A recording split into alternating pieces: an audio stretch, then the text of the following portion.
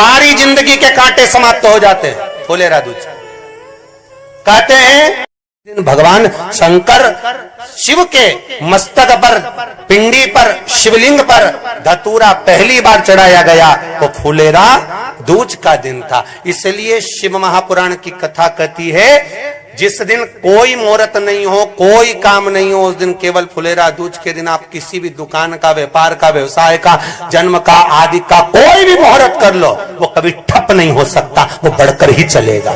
सारी जिंदगी के कांटे निकल जाते हैं, सारी जिंदगी के कांटे समाप्त हो जाते हैं। फुलेरा दूज कहते हैं दुनिया में सब दिन का दान, सब दिन का पुण्य समाप्त हो सकता है, और फुलेरा दूज का दान, पुण्य, सत्कर्म, भजन, कीर्तन, नाम स्मरण समाप्त नहीं होता। करा जाते हो, अचानक गिर जाते हो, हापड़ी भराने लगती हो थोड़ा सा चलने पर, श्वास फूल जाती हो ज्यादा चढ़ने पर, उनके लिए विशेष है कि धतूरे की जड़ को, धतूरे का जो फल होता है उसकी जड़ महाराज निकाल कर, धोकर, उसको घिसकर शंकर भगवान पर उसका लेपन कर दीजिए, थोड़ी सी जड़ शिव जी पर चढ़ा दीजिए। फुलेरा दूज के दिन उस जड़ को पानी चढ़ाकर वापिस लेकर आ जाइए। जो मिर्गी का मरीज होता है, जिसको दमे की शिकायत होती है, श्वास की होती है, चलने में हापड़ी भरा जाती हो, फुलेरा दूज के दिन दोपहर के समय पर उसको वो जड़ केवल 3 या 4 बार सुगंध में सुंगा दी जाती है तो मिर्गी की बीमारी समाप्त हो जाती है, और जिसको दमा श्वास फूलता है उसको भी आराम लग जाता है। फुलेरा दूज के दिन उसके लिए नित्य आनंद का सुख दे जाती है। और भी ध्यान दें, जिसको बहुत भारी बीमारी हो, डॉक्टर कह रहे हैं कि ऑपरेशन की जरूरत है, ऑपरेशन कराना पड़ेगा, गांठ हो गई है, ये हो गया है, वो हो गया है, निवेदन है एक धतूरा फुलेरा दूज के दिन भगवान शंकर के शिवलिंग पर समर्पित करें, और 5 बेलपत्र नंदीश्वर भगवान पर अर्थात भगवान नंदी पर समर्पित करें। जीवन में कितनी बड़ी भी बीमारी होगी वो आगे नहीं बढ़ सकती, ऑपरेशन की जरूरत नहीं पड़ सकती, वो केवल फुलेरा दूज पर हो, केवल फुलेरा दूज के दिन, उसके सिवाय नहीं। और वो 15 मार्च को है, मौका मिला है, आनंद से। धतूरा होता है विषैला, कैसा होता है? विषैला, बहुत विष होता है धतूरे के अंदर। पर महाराज भगवान शिव को वो समर्पित किया जाता है जैसे पार्वती जी को लगा जब कोई साथ नहीं दे रहा, पार्वती जी को लगा जब कहीं से सुख का अनुभव नहीं हो रहा, आनंद का अनुभव नहीं हो रहा, पार्वती जी ले गई धतूरा, पार्वती मैया ले गई उस बेलपत्र को शिव को। और प्रयास करना, अगर दुख है तो एक धतूरा समर्पित कर कर 1 लोटा पानी अवश्य समर्पित कर। उनके लिए भी कहूंगा जिनको शरीर में दाद हो जाती है, खाज हो जाती है, या खुजलियों का क्रम हो जाता है, उनके लिए भी महाराज धतूरे का पानी, धतूरा 1 लोटे में डाल दो, पानी रख दो उसमें, उसके अंदर थोड़ा सा चंदन डालकर वो पानी शिव जी को समर्पित कर दो। वही पानी को लेकर आ जाइए और कुछ देर तक शरीर में लगाकर बैठ जाइए महाराज। वो केवल फुलेरा दूज का है महाराज, उसको शरीर में लगाकर थोड़ी देर बैठ जाइए, 15-20 मिनट तक। शरीर के अंतर्गत कोई वस्त्र ना हो, उस वस्त्र को उतार कर उसको लगाकर बैठ जाओ। 2.5 से 3 महीने में दांत खाज किसी भी चर्म रोग होगा वो धीरे धीरे समाप्ति की ओर हो जाएगा। महाराज फुलेरा दूज का महत्व शास्त्र कहता है, भले इसको छुपाकर रखा गया हो शास्त्रों के अनुसार, पर इसकी महत्व का, जो दुकान, जो व्यापार, जो व्यवसाय,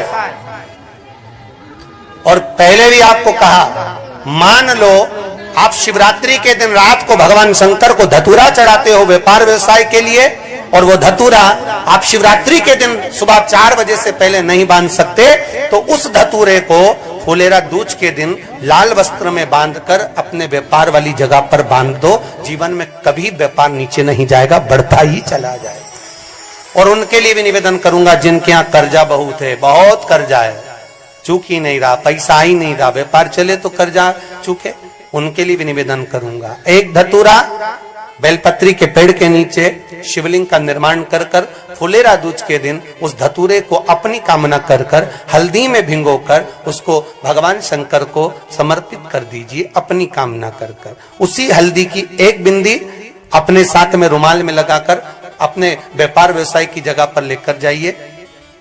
कर्जा धीरे धीरे धीरे धीरे जब चूकेगा, जब लक्ष्मी आएगी, तो लक्ष्मी की वृद्धि भी वो करता महाराज। ये फुलेरा दूज के उपाय। लेकिन माँ जगतजननी जगदम्बा अम्बा स्वयं भगवान शंकर को मौन होकर देख कर विलापित होती है, नैनों से नीर बहता, शिव को हुआ क्या,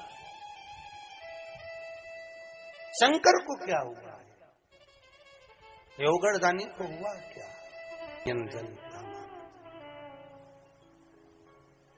मैं तो बैठी थी गंगा किनारे, मैं तो बैठी थी गंगा किनारे,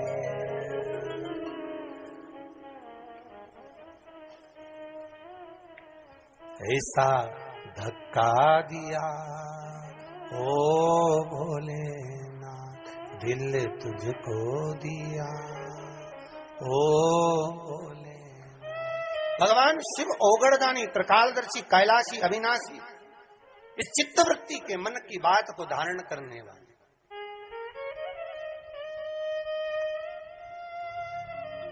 जिन लड़का और लड़की का विवाह नहीं हो रहा है, महाराज विवाह के लिए बहुत परेशान हो गए, उनके लिए भी 5 बेलपत्र, 1 धतूरा, 5 शमी पत्र अशोक सुंदरी वाले स्थान पर, चाहे मंगल हो, चाहे राहु हो, चाहे केतु हो, सारे ग्रह भले अनुकूल है नहीं है, प्रतिकूल है नहीं है, वो अपने अनुसार उसको लेकर शमी पत्र, बेलपत्र और धतूरा हाथ की हथेली में रखकर, जिसका मंगल विवाह नहीं हो रहा, बहुत कष्टप्रद है, हाथ में रखकर अशोक सुंदरी का स्थान सबको मालूम है ना, भगवान शंकर की जलाधारी पर शिवलिंग, पार्वती जी का हस्त कमल, जहां से चरण जल नीचे जाता है, राइट भाग गणेश जी का स्थान, लेफ्ट भाग कार्तिकेय का स्थान। जलाशय में से, जलाधारी में से जो जल नीचे गिरता है बूंद बूंद, तो शंकर भगवान की 5 लड़कियां, जया, विषहरा, शामरीवारी, दोतली और देव, शंकर जी की 1 लड़की और अशोक सुंदरी 6 नंबर की, उसका स्थान, इन पानी जो जाता है उसके बीच में जो मोटी सी लाइन होती है, उस मोटी सी लाइन पर जो स्थान है वो अशोक सुंदरी का स्थान है। किसका स्थान है? अशोक सुंदरी। शंकर भगवान का संपूर्ण परिवार, जलाधारी माता पार्वती जी का हस्तकमल, चरण, राइट में गणेश जी, लेफ्ट में कार्तिकेय जी, बीच में अशोक सुंदरी, और ऊपर से जो 1-1 बूंद पानी गिरा रहा है वो है शंकर भगवान की 5 लड़कियां, जया, विषहरा, सामरीवारी, दोतली और देव, शिव की 5। तो जिनका विवाह नहीं हो रहा, अशोक सुंदरी वाली जगह पर हाथ में लेकर वो धतूरे के साथ शमी पत्र, बेलपत्र समर्पित करें और बाबा से निवेदन करें, बाबा आपकी कामना पूर्ण, फुलेरा दूज करें।